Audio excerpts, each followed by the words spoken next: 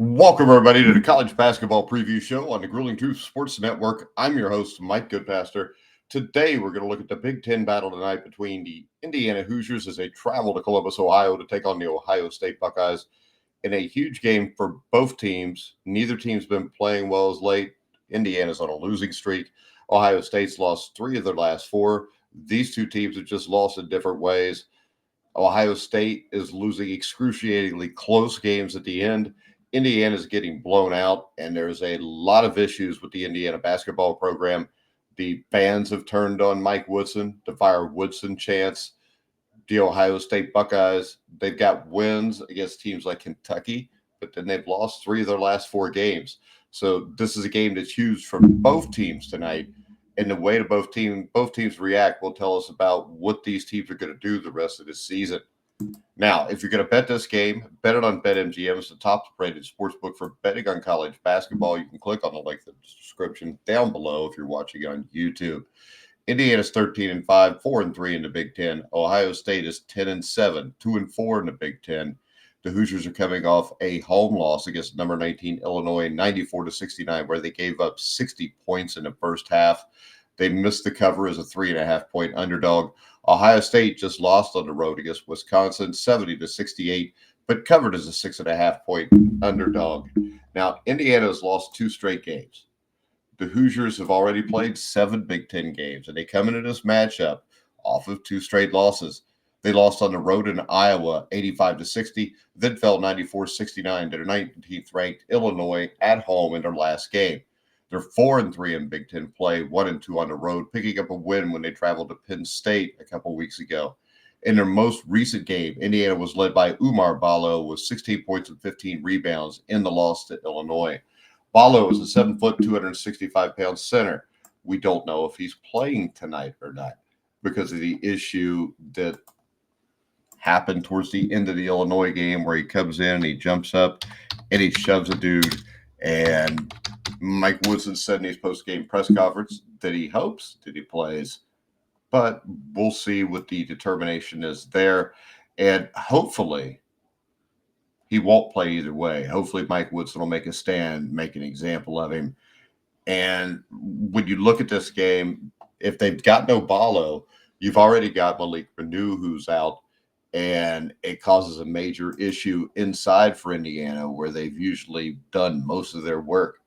Now, he played the last couple seasons. He was in Arizona. He was a guy, he came over to Indiana for his final season of eligibility. He's played great, but you had the issue where he was suspended for the Winthrop game. Now you have this issue. And this issue, I think, is something that needs to be dealt with either by the Big Ten or Indiana. Indiana is currently ranked 57th overall by Ken Palm. They are 75th in offensive efficiency, 55th in defensive efficiency. They play the 78th fastest pace in the nation. And right now, Joe Lunardi, if you look it up, has 11 Big Ten teams making the tournament. Indiana is now one of them. Ohio State, they've hit a tough spot in their schedule as they've lost 3 of their last 4 games.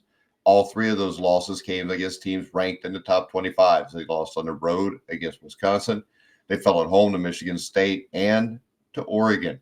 Their lone win in that stretch came against Minnesota, and the Gophers are currently 0-6 in league play. Now, in their most recent outing against Wisconsin, Bruce Thornton led the Buckeyes with 21 points in that loss to Wisconsin. Thornton is the top scorer and playmaker for the Buckeyes. He leads the team with 17 points, 4 assists.